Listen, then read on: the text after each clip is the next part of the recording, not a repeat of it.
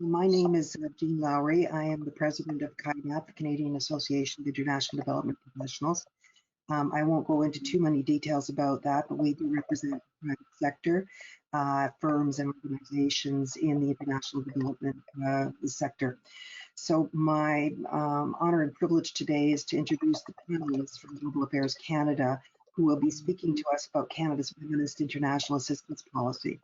From our perspective, it's been an incredible sort of journey of changing policies, changing direction, and over a period of almost 3 years, putting a completely different spin, different face on international development. So with that, I'd like to introduce the panelists, and that would include Megan Watkinson, Garrett Pratt, Michael Arnone, and Simon Snoxell. And we are going to jump right into this, and I'm going to turn things over to Megan. Thank you, Jean. Merci. C'est un privilège d'être ici et de participer dans cette discussion. It's a privilege to be here today, de donner la perspective des affaires mondiales Canada sur le progrès dans la mise en œuvre de la politique d'aide internationale féministe du Canada, to give a perspective of Global Affairs Canada's progress on implementing the feminist international assistance policy over the last 3 years. Lancée en juin 2017, la politique a une vision ambitieuse. L'objectif premier de cette politique est de contribuer aux efforts déployés à l'échelle internationale pour éliminer la pauvreté dans le monde et de bâtir un monde plus pacifique, plus inclusif et plus prospère. Based on overwhelming evidence, Canada firmly believes that promoting gender equality and empowering women and girls is the most effective approach to achieving this goal. As we take stock since 2017, the starting point is that the policy represents a significant shift in what we do and how we do it. We've been tracking our progress closely. For example, the recent web publication of the report to Parliament on the Government of Canada's International Assistance 2018-2019 provides much evidence of how we've been implementing the policy. Global Affairs Canada also conducted an internal stocktake exercise between December and April of this year. It was a comprehensive process where we worked with colleagues across the international assistance stream to analyze and report on our progress to date against our targets, our commitments, and objectives laid out in the policy. We have a team presenting today from various branches across the department so that we can give an overview and also dig into some specific areas. I understand there was some concern raised about the makeup of the panel. While there are more men than women speaking today, there are many more women working on the international assistance policy. 70% of our development colleagues in the department are women. Our minister is a woman, our deputy minister is a woman. More than half the assistant deputy ministers working on development are women. That said, it's also very important that we have men working on this policy. Gender equality cannot be achieved by women and girls in isolation. Men and boys must also challenge the traditions and customs that support and maintain gender inequalities. So Garrett, the deputy director on my team responsible for the implementation of the policy, will start by providing a broad overview of how Canada has changed what it focuses its international assistance on, progress on aligning with the action areas, and steps taken to transform how we deliver our international assistance. This will be followed by our colleague Mike Arnone from our International Assistance Operations Bureau, who can speak to process changes we've put in place to support implementation of the policy. Then I'll talk about our response to COVID-19 and the implications of the pandemic for the policy. And lastly, but definitely not least, we have our colleague Simon Snoxell here from our Partnerships for Development and Innovation branch to talk about flexibility with partners. So over to you, Garrett. Great. Thanks very much, Megan. Merci, Megan, et à nos collègues pour nous inviter aujourd'hui. Je voudrais commencer avec nos efforts de réorienter qu'est-ce que nous faisons avec notre aide internationale. Ça veut dire nous avons réorienté le but de nos assistants aux certains défis et pour poursuivre certains résultats qui sont alignés avec la vision de la politique. So I want to start with talking about how we've reoriented what we do to align with the vision of the policy. Et la politique contient un engagement signifiant qui a un effet sur tous nos projets et programmes. C'est l'engagement qu'avant 2022, pas moins de 95 des initiatives bilatérales du Canada en matière d'aide au développement international visent ou intègrent l'égalité des genres et le renforcement du pouvoir des femmes et des filles. I like to start with this commitment because the policy states that we'll have 95% of our programming advancing gender equality before 2022. And I'm happy to report that we're very much on track with that. The figures for 18-19 are that we're at 95%, either targeted or integrated. Il s'agit d'une réorientation importante de nos investissements dans n'importe quel champ d'action. It's really a big reorientation of what we do, and that's across all the action areas. Within all of them, we're focused on closing gender gaps. So I think that gives a good sense of just how far we've changed what we've done. I think the next step, perhaps, to look at the progress we've made is how we've realigned our investments with the 6 action areas that were announced through the policy. You can find the action area policies online. They were published in July 2019, and they just provide more information on the priorities that Canada finds within each of the 6 action areas. To complement those, the department has developed a set of key performance indicators, and they're a tool that can provide a snapshot of our programming in any fiscal year, and it gives some idea of how far our reach is in different sub-areas of the action areas. The data, the latest data is available. We've drawn on it heavily in the report to Parliament that Megan mentioned. So if you go and have a look for that, you'll find how the figures stack up. But I'd like to give a few examples because I think it is a good tool for giving a sense of broadly, globally, what our international assistance is accomplishing these days. So for example, for the core action area, which many of you expressed a high interest in, the core action area is gender equality and the empowerment of women and girls, so standalone targeted programming. And our data shows that about 408,000 people were reached by projects that help prevent, respond to, and end sexual and gender-based violence, including child early and forced marriage and/or female genital mutilation. It's quite serious reach. That was 2018-19 figures. If we move on to human dignity, that's our largest action area because it includes health and nutrition, education, and humanitarian programming. I can pull a couple of examples there. Our data shows that 355,000 teachers were trained according to national standards in our 18-19 portfolio, and that 220,000 people graduated from technical or vocational education and training supported by Global Affairs Canada. Moving on to the inclusive governance action area, it helps out that flower diagram up to show the 6 and how they're interrelated. In the governance domain, about 18 million people were reached by projects that support women's leadership in governance. About 5,600 civil society organizations that advocate for human rights or inclusive governance were supported by Global Affairs Canada programs. And moving around the circle further, growth that works for everyone. 3.8 million entrepreneurs, farmers, and smallholders received financial and/or business development services.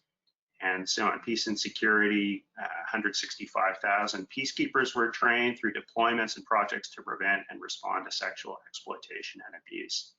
So I think that's another way of cutting the cake, is to say, you know, we announced these 6 themes. They were quite a departure from the previous thematic priorities. 3 years later, you know, we've really shifted our programming, and we're starting to see some of that data coming out as to where our programming is reaching, and it's getting to the poorest and most vulnerable as we'd hoped. I think the next step down in terms of just tracking how we've reoriented our programming is to think about the signature initiatives that the government has rolled out in behind the action areas. And perhaps the highest priority one is Her Voice, Her Choice, which aims to close gaps in sexual and reproductive health and rights.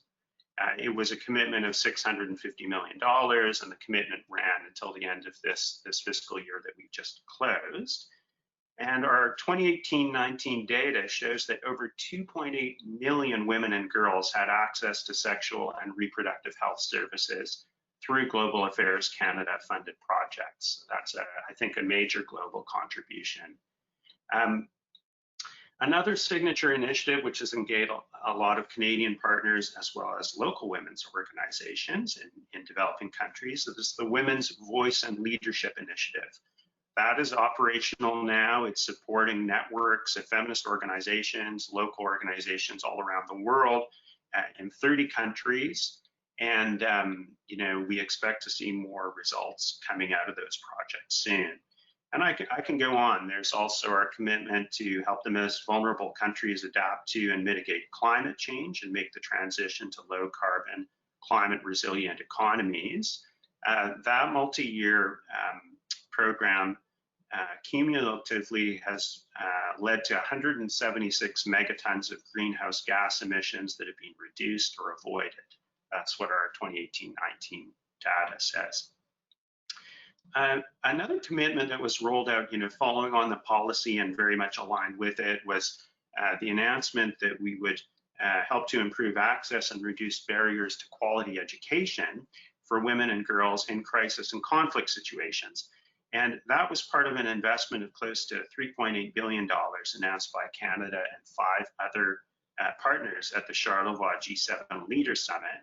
That programming is now operational. It's being implemented, made some very rapid programming decisions, and so we'll start to see the results data rolling out of that as well. So overall, I can say on changing what we do, like transforming the focus of it, we've gone a long way with realigning it, I think, in these 3 years. Just a reflection as development professionals, we all know it then takes time to move from shifting your spending to the partners having time to work through the activities to starting to see results and impact. So I think we already have some data, but I expect as we go forward year to year, we'll just have more and more evidence on the development results of implementing this new policy. So I think we've done a lot there. Often in the department, we focus a lot on the what, the action areas, and those signature initiatives that drive our programming allocations. But we should remember the policy also had made significant commitments on changing how we work. We are using our assistance to leverage additional resources for sustainable development by building new multi-stakeholder partnerships, including partnerships with the private sector, and by adopting more flexible, innovative, and integrated approaches. And there's a suite of changes that result from this. I mean, of course, adopting the feminist approach itself is very much at the core of what we do. And feminists are, you know, Canada's feminist and human rights-based approach aims to contribute to transformative change. And our approach is explained further in a guidance note on the feminist approach, which is now available online, also was published last August. And within our feminist approach, I mean, we've made progress on several fronts. We're trying to strengthen the evidence base and analysis that we use and take a more intersectional feminist human rights-based perspective to that. We really try to encourage meaningful engagement and participation. We're trying to strengthen accountability and transparency of our assistance. We're supporting better advocacy and communications around the feminist approach. And we're making ongoing investments in developing our own staff capacity and investing in the capacity of partners as well. So that's the feminist approach. But there's also other dimensions to this transformation in the way that we work. That's how we deliver our assistance. You may know that Canada's played an ongoing thought leadership role on the link between innovation and international assistance for some time.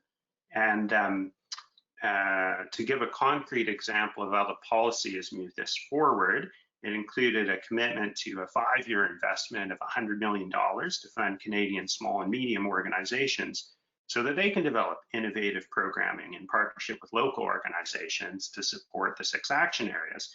And it's part of our model about fostering innovation and then helping partners go to scale with that to improve the impact.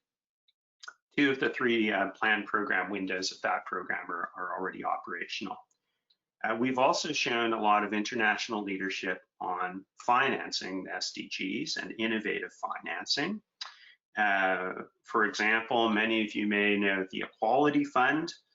Global Affairs Canada has made a $300 million commitment to work with the Equality Fund Consortium to establish a first of its kind innovative global funding platform, which brings together the granting, the philanthropic, and investment worlds. And that's already starting to leverage significant other resources into this space.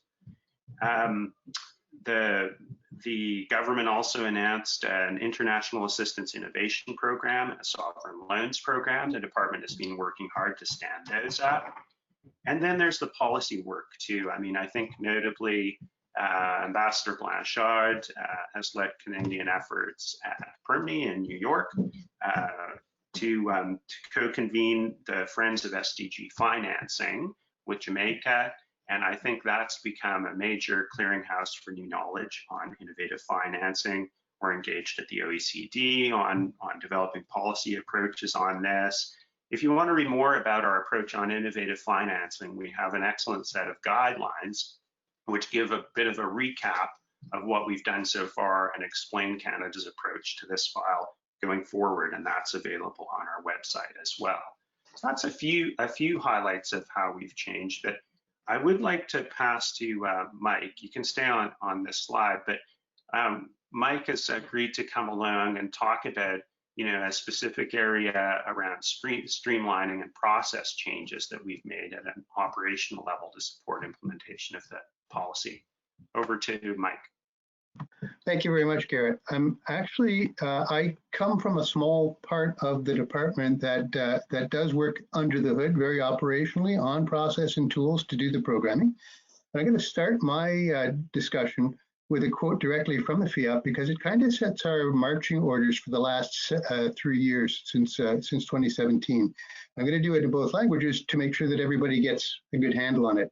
It is Canada will streamline and accelerate our funding and reporting procedures to reduce the administrative burden on our funding recipients.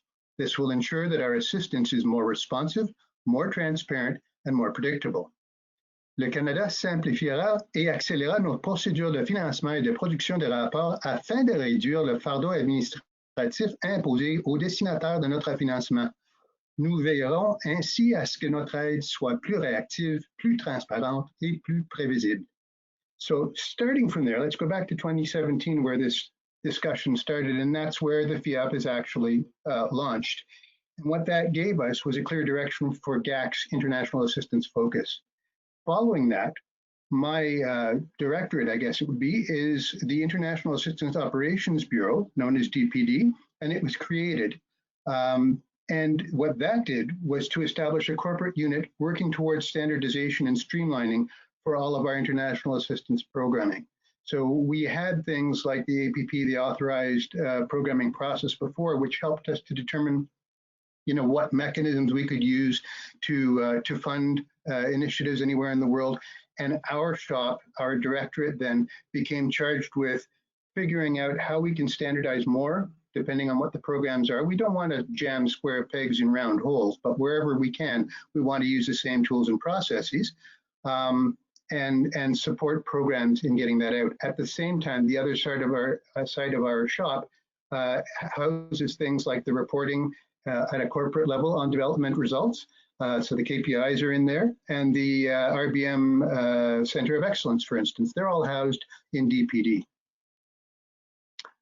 So then the other thing that came into being in 2017 was the Task Force on Improving Effectiveness, known as TAFE, and that established a forum for Global Affairs Canada and Canadian stakeholders to exchange ideas and feedback for improving processes and to maintain relationships on an ongoing basis inside and outside of the government that does the funding. So that sets the stage. In 2018, we start working on actual tools and reporting and such, and we have the International Assistance Results Reporting Guide for Partners published. and it's available still on the internet site. The RBM Checklist 5.1 was also published, and the RBM Center for Excellence started providing ongoing support to partners on RBM requirements and reporting. They've got a mailbox that you can email if you have questions as well. And they also reached out with webinars that found at least 69 civil society organizations. So that's all in 2018. That resulted in clearer understanding for our partners of RBM and reporting requirements, and it improved what we got and what we were able to then roll up and use corporately when we do our reporting. We had a simplified contribution agreement template developed. Those of you who worked with CEDA before may remember that when you got a contribution agreement, for instance, it was a big block of a document with lots of appendices. You still get a block of a document, but it's much thinner because the standard clauses are up on the web now.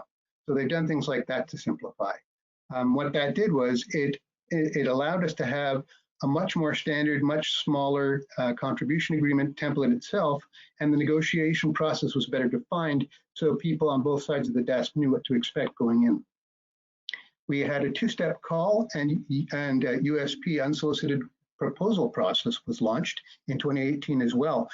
Why do we care about that is because we were told in external consultations that it costs roughly $30,000, and this is back, I think, in 2016 or 17, to produce a full proposal.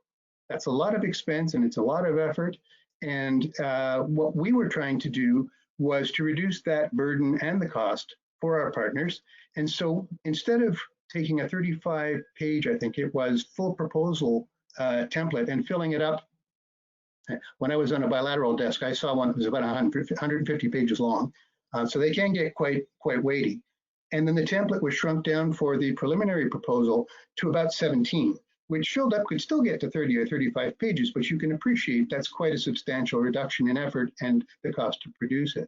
So that's great for people wanting to apply for funding, and it's great for us internally to be able to get a faster turnaround on the workload and telling people, actually, this isn't right now, or can we please have a full proposal? This is great.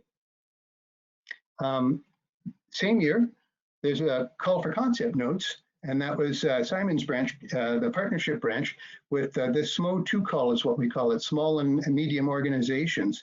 And what that did was it took that smaller first step in the application process, which was the preliminary proposal, and it made it into an even smaller 5-page, very brief, we can look this over, I was told by some people in the branch, in about 15 or 20 minutes to determine whether we want to go further with it or not. So it made it much more economical for our partners, and it made it much easier for us to get through and determine whether we wanted to follow up or not as well. And finally, in 2018, the policy on cost sharing was finalized, and guidance on in-kind contributions was updated as well. And that gave us clear guidelines on acceptable cost share definitions and expectations for both funding recipients and for GAC. Now that came in towards the end of 2018, but it became mandatory on April 1st, 2019. So hasn't been around that long, but it's fully defined. Fast forward to now, 2020, this interesting thing called COVID-19 lands on us, and that just puts everything on hold on the major targets that we had identified and makes us look very, very quickly at how can we do things faster, because we get this flood, I'm sure you can appreciate, of requests for help from partner countries, from CSOs, from multilaterals saying, help, COVID's a real thing, it's a serious thing, it's spreading like wildfire, and we can't wait a year or 2 years for an approval to happen, or people are going to be dying in the meantime. So we had to look inward, and we had to work with our finance people and our risk people and our contracts people and our GE and other specialists. And we came up with abridged, faster ways to do the due diligence, which is still necessary, but to do it more quickly. And I can say now that the first approvals are starting to come out, and we've been at it for about 5 or 6 weeks, which when the average project is about a year to 2 years for an approval is pretty phenomenal. So we've still got a lot of work to do. There's still a huge number of projects in the pipeline, but we have made inroads on that. And then after this is all taken care of, and this is my last point, we have online streamlining work to do, ongoing streamlining work. When COVID is contained and we've got those projects out of the pipeline and out into the real world and being implemented, we still have lots of room to streamline and to make our processes faster and better. And as an example, what Partnerships Branch did with the concept notes for SMO2, we're now looking at doing in the very near future for unsolicited proposals as well. That's through consultations which we've had with our external partners. We asked them what they wanted and what worked and what didn't work with preliminary proposals and such. The answer we got back was, we'd really like unsolicited proposals to work with concept notes because it's easier, it's faster, but we don't necessarily want to be pigeonholed with forms. So it's going to be a little bit looser in terms of the format, but stay tuned because that's coming. The other thing, Taffy identified a while ago what they were calling the LDVP, low dollar value projects. And the rationale behind that was, why would we in any universe, reasonable universe, put the same amount of efforts and hoops to jump through for a project worth $350,000 that runs for 6 to 8 months, as we do for a 6-year project that's worth $16 million. And the reason we looked at it and came up with the way that we're now proposing it is because you still have to do due diligence, whether you've got a small project or a large project. The question is it the same level of due diligence that's necessary? Because it's usually not the same level of risk. So what we did was we took the LDVP, low dollar value, and we translated it into what we call LAMP. LAMP stands for Light Approval and Management Process. And it's based on not just low dollar value, although that certainly is one of the criteria, but it's also low complexity. So if a project doesn't have an awful lot, for instance, of potential environmental impact, or if it doesn't have any really complicated financial issues involved, sub-granting and all that kind of stuff, or repayables, then perhaps we can put it through a faster process to get it approved. And once we do that, maybe because it's less complex, we don't need to manage it the same way either. So that's LAMP. And then finally, we have service standards 2, and I believe it was the OECD that recommended a few years ago that development institutions should publicly establish, trace, and report on service standards. And we had a first run of that. We have 3 service standards that are being reported on right now at a corporate level, and we're working on developing more and rolling them out in the next little while. I'm going to leave it there and hand it back to Megan, because that's all I've got to say about process and tools. Great, thanks, Mike. And let's move to the next slide, please. So we just wanted to touch a little bit on COVID-19, as Mike did in terms of changes to processes. It also meant a little bit about changing to our thinking around the policy. COVID-19 really introduced a new uncertainty in a global system already in flux, accentuant les défis des institutions, alliances et pratiques établies, mais aussi démontrant l'importance cruciale de la coopération internationale. Le Canada contribue aux efforts internationaux de lutte contre la pandémie actuelle en octroyant un financement urgent et nécessaire, notamment pour soutenir les plus vulnérables. We're finding the need to incorporate a COVID-19 analysis into all that we do. For example, we actually revisited our FIAP stock taking partway through the process, asking how does this pandemic affect our analysis of progress and risks? And we had 2 key reflections. The first being we anticipate it will be harder to achieve results. Le Canada comprend qu'une telle crise mondiale risque d'exacerber les inégalités et d'annuler les progrès réalisés en matière de développement. Cela est particulièrement vrai pour les femmes et les enfants, qui figurent déjà parmi les personnes les plus pauvres et les plus vulnérables du monde. So in looking at the evidence, we also saw that FIAP is a robust framework.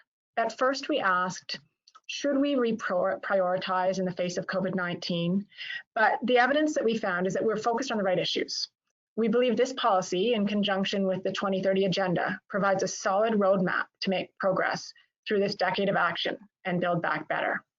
On sait que la réponse internationale et les efforts du Canada ne doivent pas compromettre les programmes de santé et d'aide humanitaire essentielle mis en œuvre actuellement dans le monde pour remédier à d'autres crises et situations critiques, en particulier les programmes destinés aux femmes, aux enfants, aux adolescents et aux populations vulnérables qui sont trop souvent les premières à être reléguées au second plan en raison d'autres considerations. Canada is working to ensure that international partners can maintain their services for vulnerable populations where possible, including support for sexual and reproductive health and rights, maternal and child health, food security and nutrition, education, provision of humanitarian assistance, and programs aimed at combating gender-based violence. In line with Canada's Feminist International Assistance Policy, Canada's response to the pandemic includes a particular focus on the world's poorest and most marginalized and considers the differentiated needs of women and girls. Le Canada continuera à chercher des occasions de mettre à profit l'innovation en réponse à la pandémie de COVID-19, notamment en encourageant les partenaires traditionnels à utiliser des solutions créatives et en collaborant avec de nouveaux partenaires pour favoriser des approches novatrices. Since February 11th, the Government of Canada has committed $159.5 million in new funding to support the global response to COVID-19. On April 18th, the government also announced a new $1 billion loan to the International Monetary Fund's Poverty Reduction and Growth Trust. And on May 4th, Prime Minister Trudeau joined other global leaders to launch the Coronavirus Global Response, aiming to raise an initial $8 billion to help researchers and develop solutions to test, treat, and protect people and to prevent the further spread of COVID-19. Throughout the crisis, Canada has demonstrated it is a trusted, predictable, and strategic partner. It has led in convening and coordinating on several critical pandemic-related questions. Canada has forged new alliances, including the Ministerial Coordination Group on COVID-19. Canada has been active in multilateral forums, such as the UN, the G7, the G20, the WTO, and through our memberships in the World Bank, the IMF, and Paris Club. And on May 28th, Prime Minister Trudeau co-convened with Jamaican Prime Minister Andrew Holness and the UN Secretary General Antonio Guterres a high-level event on financing for development in the era of COVID-19 and beyond. The event brought together heads of state and international organizations to map a path forward to support developing countries' access to the financing they need to mitigate the impact of the crisis and build back better. Over 50 heads of state and government participated, the largest gathering of world leaders at the UN since the pandemic began. Minister Gould has also been speaking to and working with her counterparts. For example, she and UK Secretary of State Anne-Marie Trevelyan launched the Development Ministers Contact Group on COVID-19 with other like-minded donor governments to take stock of the progress and challenges facing the humanitarian and development system, and to look at the mid to long-term development challenges and focus on areas where the concerted attention of development ministers is needed. I'll now pass to Simon, who will talk about our flexibility with partners. Okay. Hello everyone. Bonjour tout le monde.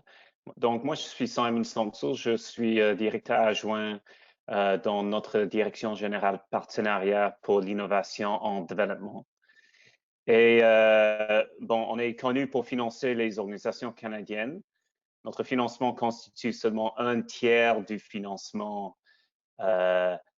du ministère pour les organisations canadiennes. Mais on a quand même un rôle de leadership dedans. Et c'est pour ça qu'en réponse à la pandémie, nous avons travaillé de près avec les autres directions générales pour appuyer nos partenaires canadiens, que ce soit dans le secteur à but lucratif ou à non but lucratif.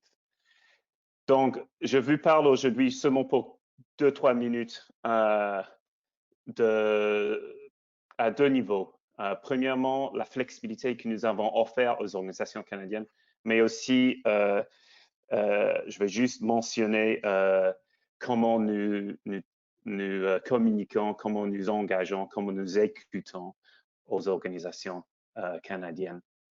So, our immediate priority in the first weeks and months of the crisis was to try to provide some flexibility to Canadian organizations in terms of eligible costs within their existing projects with the department. And those were posted on the website. You can see an image of that website in front of you. And we tried to, our priorities were to help Canadians and permanent residents of Canada who are working on GAC-funded projects with Canadian organizations to get home as quickly as possible. Our second priority was to help Canadian organizations in the short term address a myriad of issues they were facing. So we ensured that there was flexibility in cost eligibility regarding repatriation and quarantine costs. For example, we provided 30 days of salary to both local and staff in Canada once project activities may have stopped. We ensured that all flights were covered, and we introduced other flexibility around, for example, in-kind contributions. Just recently, we also introduced flexibility regarding the holdback. This is obviously the sum that organizations get at the end of the project after they've submitted all of the reporting and after they've completed the project. But of course, waiting for that money was posing a real cash flow issue for Canadian organizations. So we've introduced some flexibility around that as well. So building on the flexibility we provided already, we are continuing to engage with partners, to listen to partners, because we're aware that the crisis is going to carry on, and that Canadian organizations will continue to face significant pressures. So we've been engaging as a department at every level with times, through roundtables, through CCIC fora. The Deputy Minister just recently participated in the CCIC General Assemblies. My Assistant Deputy Minister has also met with a number of times with Canadian partners. We've also established two groups to more systematically engage. One of them is called the Dialogue Group, and just to give you an idea, the members are CCIC, CAIDP, Jean is representing CAIDP on that, CanWatch, ICN and Climate Action Network are all on that dialogue group, and that dialogue group discusses a wide range of issues. And of course, what's quite refreshing is that Canadian organizations are not interested only in the money side, they're also interested in engaging on policy issues, of course, as well. So those are raised at that level. Now, another group which is working specifically on process is the Solutions Group. And there are approximately 12 members on that, of which there are 3 private sector representatives: Alan Wilson of Co-Water, Soshima, Pamela Branch of Project Services International, and Tanya Saluski of Alinea, formerly known as Agri-Team. And the purpose of that group is to discuss more process issues, which some of you will be aware of, such as the holdback, which we already dealt with, overheads, cost share, how to measure results, and a host of other issues. And to discuss, but also to try and find concrete solutions to these issues which are particularly affecting Canadian organizations during the COVID crisis. So I'll stop there, but there's been a lot going on, and there's a lot to come. So thank you very much, and I am happy to answer any questions. Thank you so very much to all of you. Are we ready for questions now? I think there's been some coming in. So the first one is the department currently has 3 different overarching policy frameworks: one for trade, the FIAP, and the FIAP Feminist Foreign Policy. But the linkage between the FIAP and the less publicized FFP are not entirely clear to some of us. Is there a process underway to bring these two together more clearly into a single coherent foreign policy? Yeah, it's interesting because we started with the FIAP, right? And so really the feminist foreign policy is our overarching guide, but we don't have something published the way we do for the FIAP. And so it has been a little bit like we were used to in the past, with some of our policies being shared through speeches, etc. But there has been a commitment quite recently from Minister Champagne to publish a white paper on the feminist foreign policy, and so that will certainly put a bit more in writing. But certainly, when we talk about the feminist international assistance policy and we talk about our inclusive approach to trade, it's all within the umbrella of a feminist foreign policy. But Garrett, I don't know if you want to add to that. I think that would be my answer exactly. I was just looking to see what's happening with the white paper. Minister Champagne announced his plan just as we really started to feel the impact of COVID-19. So we were all wondering how it would move forward. He's still finding ways to advance it. For example, he's tried to have some preliminary discussion with civil society partners about how to do consultations. And there's a team working and thinking creatively how they can keep moving forward and have a very engaged process despite all these limitations. So there's really active work going on that. You know, the last layer I'd add too is that it's interesting because the feminist agenda really crosses our domestic and our foreign policy too. It's made interesting cross connections with wage as well. And so it really is a whole of government effort. You know, we have these common GPA plus tools, for example, that everyone is employing across all areas of policy. So it is really quite a unified Government of Canada effort. Super, that's great. Thank you so much. There's a couple of questions that I wanted to follow up with just in terms of the changes that have been made over the last 3 years to the processes. And Michael, you spoke to those in particular with regards to the simplification of the processes and fast tracking some of the new processes for assessing proposals. Is there going to be a significant push towards developing new programs and new projects over the next 6 months to a year? What do you see in the future going down the line? Because I think that's where a lot of our members are particularly interested in. We want to help. So how can we help? When we talk about programs, we're generally talking in terms of programming areas as opposed to process. Is that what you mean, or am I misunderstanding? I think we're talking about both. So one of the things that we're hearing is that the challenge is that it takes quite a long time to assess a proposal, as you very clearly stated.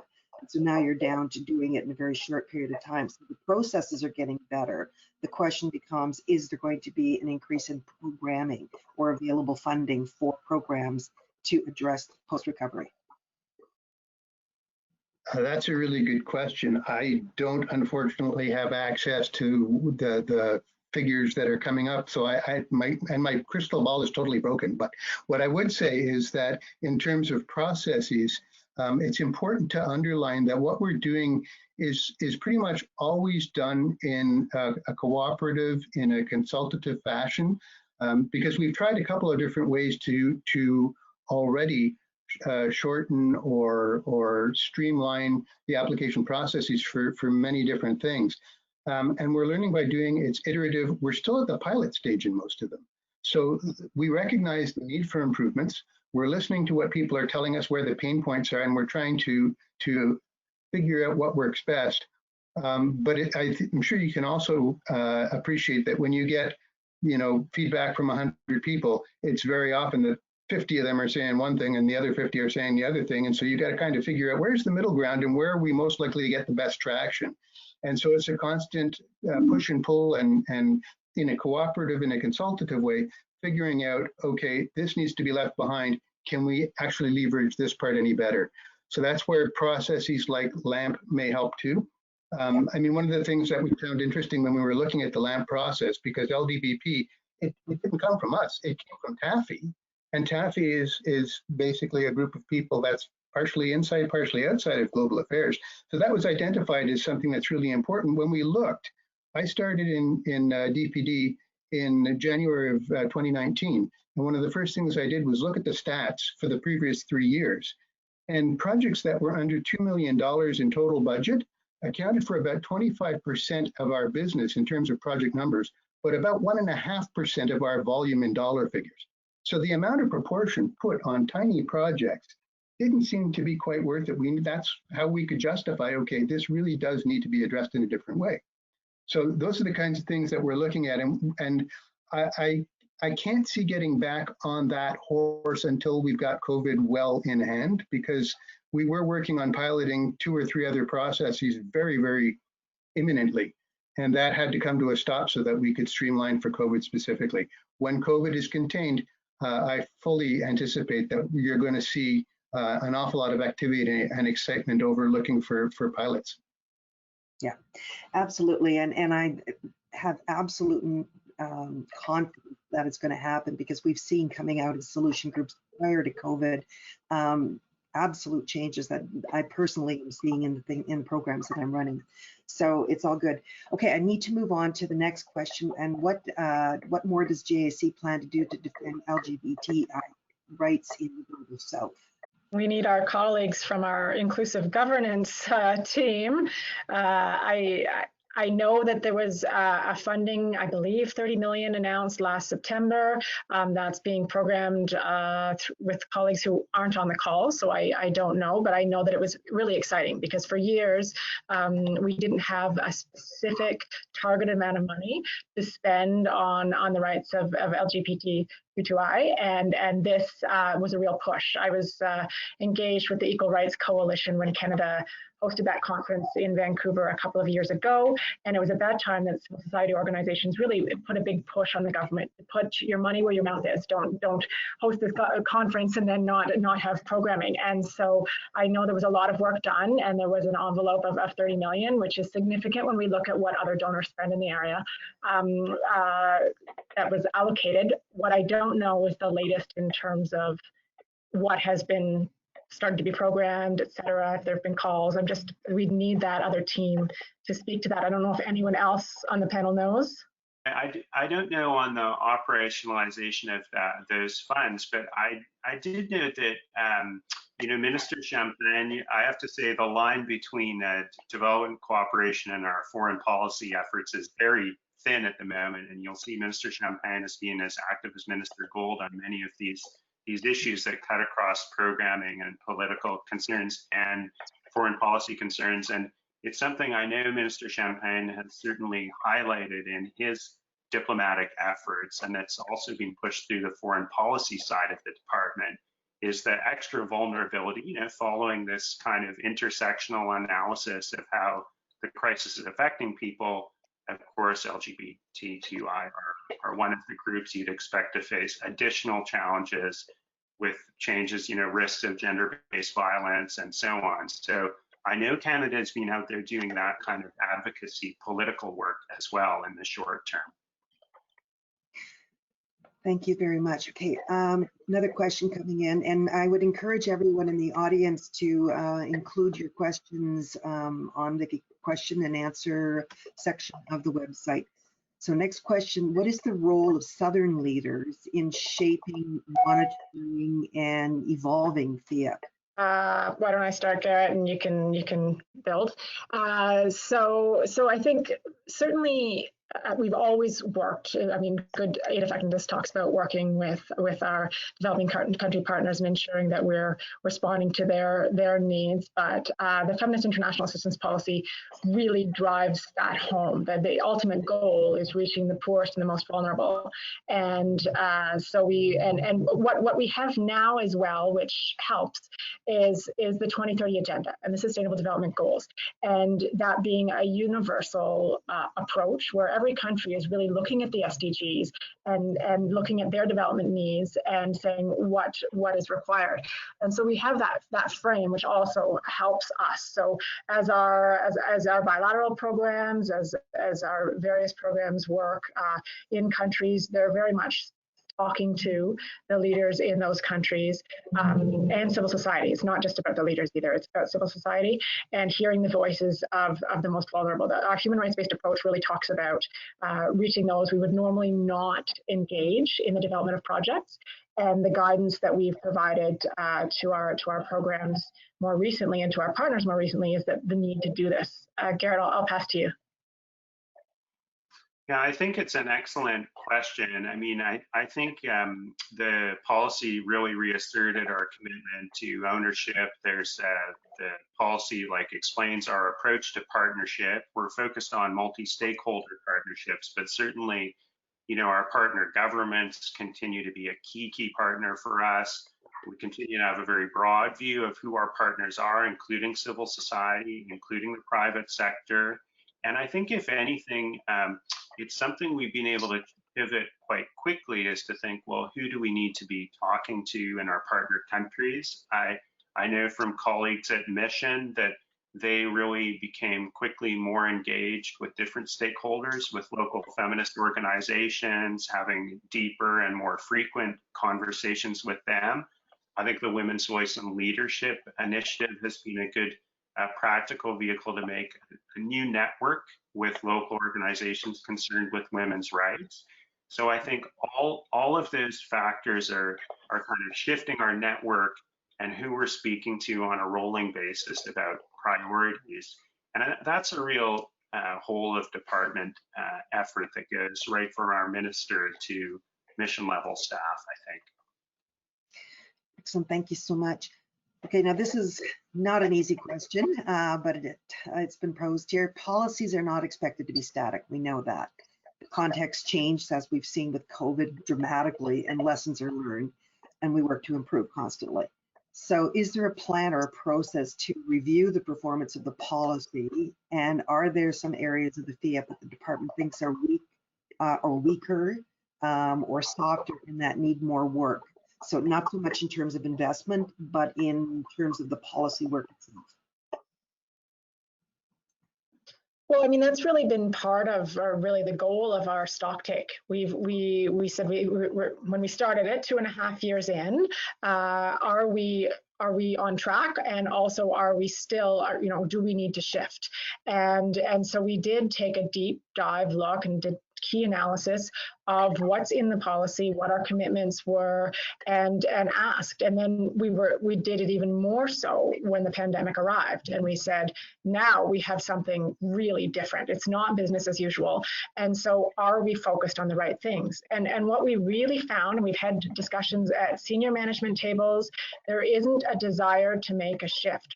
You'll always see maybe a little more programming one way or another. You might see a minister, because of COVID-19, focus on food insecurity because we're concerned about what's happening there right now on the ground. But writ large, the frame that we have with the FIAP provides us a roadmap, and we don't want to be pivoting all the time. I think when we talk to our programs and to all of our colleagues across the department, the FIAP it was really something different. It's a key document that then flows from that, the action area policies and the innovation and effectiveness guidance, that we haven't had that amount of clearly defined ministerial approved policy in such a long time.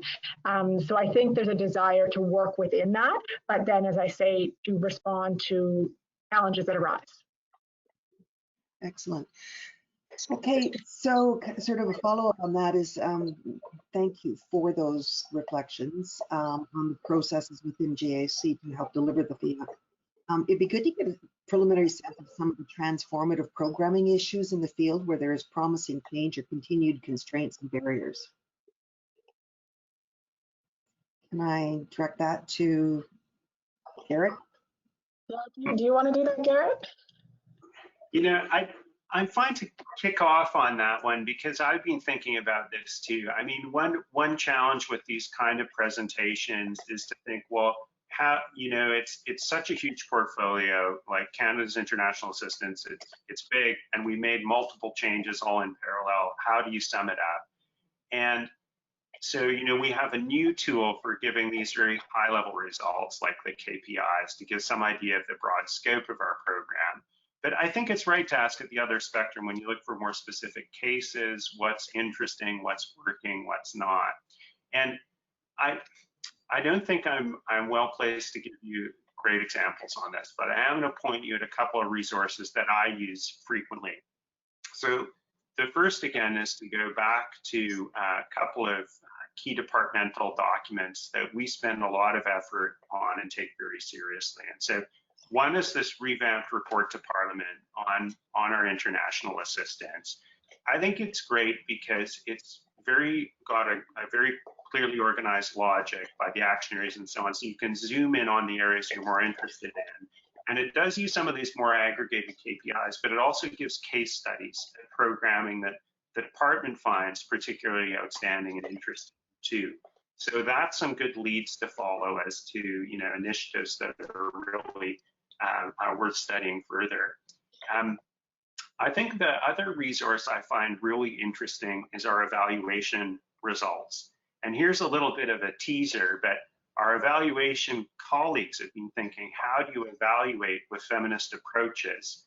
They've been experimenting with changing their processes, and so they're working on a major evaluation of the Middle East strategy and using some new tools for looking at gender empowerment, for example. I think increasingly our evaluations will be a place to look for a really grainy, you know, development professional oriented view on what's working and what's not, and how the policy has really shifted our programming. Now that we're further out from the policy, we should be able to see the effects of that starting to show up in evaluations. Thank you. So I think maybe what we can do is do, now that we've had a chance to sort of go around, speak to every one of you and give you a chance just to add whatever comments you might have or final thoughts that either have been prompted by the question or that you've been holding back on. So Megan, why don't we start with you?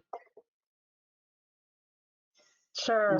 Well, just to start, thank you so much for this today. It's been something that we've been talking about with CAIDP for quite a while, and things kept coming up that delayed it, unfortunately. But it's an important discussion, and I think it's one that should continue. We don't have to have a webinar. We're here, and we're always happy to talk to partners. So let's keep that line of communication open. We love to consult, and when we have a document that we can consult, we do so. But that it shouldn't just be about formal consultation. So just thank you for organizing this. And from our perspective, we have been incredibly grateful as to how open everyone from Minister Gould right through to we're dealing with on a day-to-day basis have been.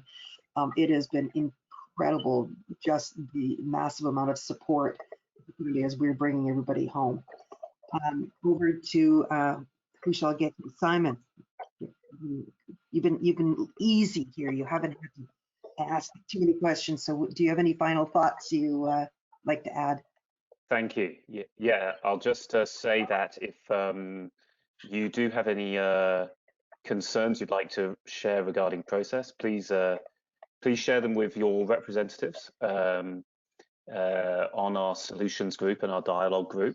I'm sure Jean can point you in the right direction, and we look forward to discussing them. Thanks a lot. Thank you, Simon. Michael. Yeah, thanks. I think the COVID-19 crisis has been really, really hard on a lot of people in a lot of ways, but it's kind of funny. I've seen a lot of silver linings too. I've heard a lot of people commenting about that. And just in reflecting on it a little bit, the word that comes to mind is resilience. I'm really impressed with how quickly people inside GAC rallied to get on the anti-COVID bandwagon to fight this thing together, and how our partners outside of GAC have also adapted in ways that they needed to keep being able to do what they do and to roll with it, to be able to fight it too. It's a common enemy, a common cause, and we're all in it together. And I'm impressed and encouraged.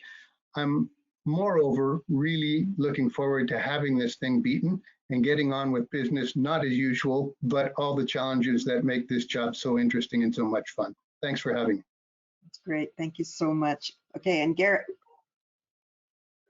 Maybe just the last thing is to say, I mean, right from the beginning, the policy wouldn't exist if it weren't for all of our partners and all their diversity, including many of your members contributing their thoughts and so on to even standing the thing up and defining it to begin with. And, you know, as much as we talk about, you know, Canada's policy, none of the programming happens without all of our partners. So just thank you for all of your huge efforts to contribute to making that policy actually move forward and become a reality.